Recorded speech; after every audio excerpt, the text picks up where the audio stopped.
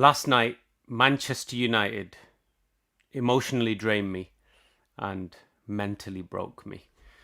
We lost in the Europa League final 11-10 on penalties, as you all know.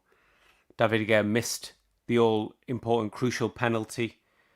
And that was that. That was our dreams over for another season. It kind of made the season feel like it was shit. We finished second, but it was a poor second. We got to the final of a tournament we didn't really want to be in. We didn't want to be in this tournament, but we were there. It was trophy, it was silverware, it was hope. It was clinging on to something. It was sort of like the potential dawn of a new era. It was 21 years since the day of the 99 final. It was Sir Matt Busby's birthday. Ole Gunnar Solskjaer is in charge of Manchester United. In the back of my mind, I wanted the commentator, when the final whistle blew and we won, to say, and Solskjaer has won it. I wanted to hear those words. This could have been the start of something. This win. I'm not saying it isn't, but this felt like it was the dawn of something. And now, because of the loss, the manner of the loss, it feels like nothing now. The problem we have now is every single flaw that Manchester United have, every single one, was exposed yesterday.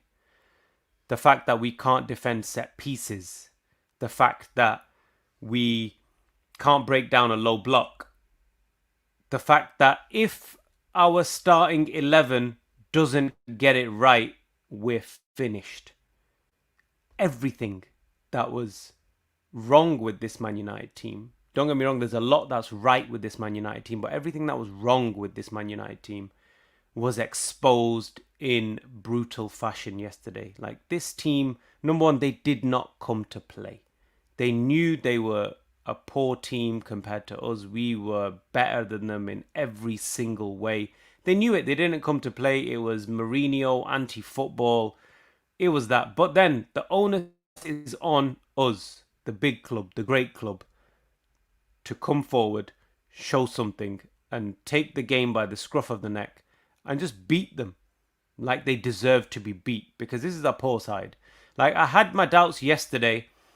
You know, they had a top goal scorer. I mentioned him in my preview and he scored. I mentioned the fact that their stats for passing and defending were very good, which was fine. They're fourth in La Liga, but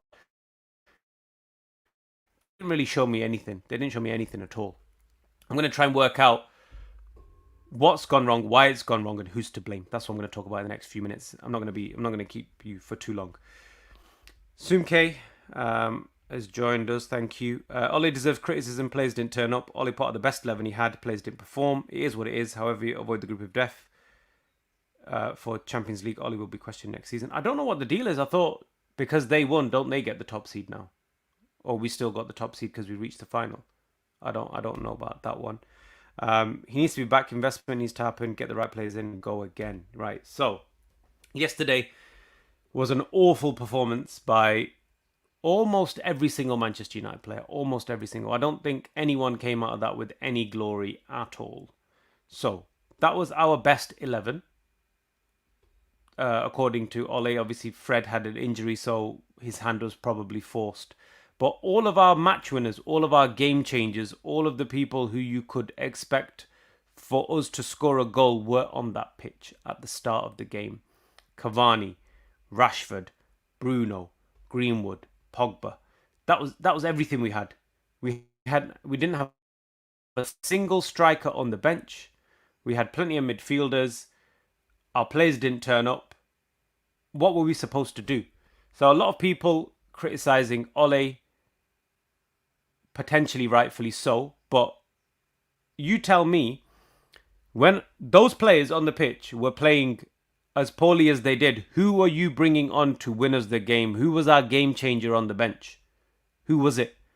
Like, who were you going to bring off the bench and say, you know what, this guy can potentially score as a goal? There was no one there.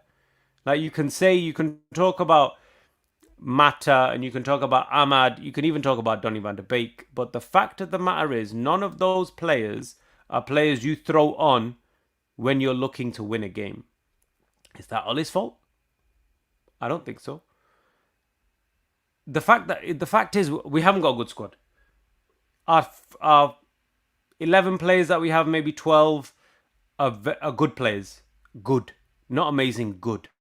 But outside of that, there's a huge drop off. We haven't got match winners against a low block. I was saying this yesterday. Against a low block, the only way you can get space against a low block is you need someone who can take a man on.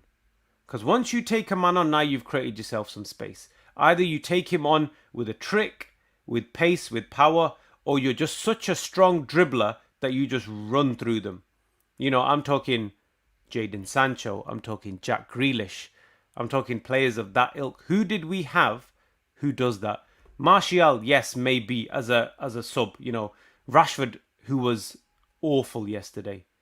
One of his worst performances in a Man United shirt for me. Couldn't keep hold of the ball. His first touch was horrific. He was trying to take people on when he shouldn't have, and not taking them on when he should have. It was awful. But who are you going to bring on? Who are you going to bring on? Like, I'll be honest, in the first half, I was calling for Scott McTominay I was crying for him to be taken off. Ole did the right thing, some might say. Let's give him another 5 minutes. Let's give him another 10 minutes. Let's see how he is. Scott McTominay picked it up. Not world class picked it up, but picked it up enough for me to think, you know what? You're probably all right to stay on the pitch now. Rashford did not. That was the time to take Rashford off. So if you're going to criticize Ole Solskjaer, you can criticize him for that tactically. But not making substitutions is a different thing. Like in general, like people saying, oh, you should have made wholesale changes. I'm not sure about that. Again, didn't have game changers on the bench. The fact that Rashford was significantly woeful compared to everyone else, he should have gone off. Maybe for Donny van de Beek, then you can have the conversation of who plays where, whatever. But that was a substitution that should have been made. But this is it. This is where we're at. Man United, like, our first 11 players are okay. You know, there's certain positions you'd still want to change, central midfield 100% and centre back 100%. But it is what it is in terms of our front line. But after that, the drop off's massive. Huge drop off. Especially in the attacking areas where it matters. Like, against small teams, against teams that, let's just say league, in the league, we're going to be playing more likely than not, obviously, other than the big six, top six, whatever you want to call it, we're going to be playing teams that are going to defend like that, defend all out. They're not going to come for us. We need to be able to take them out.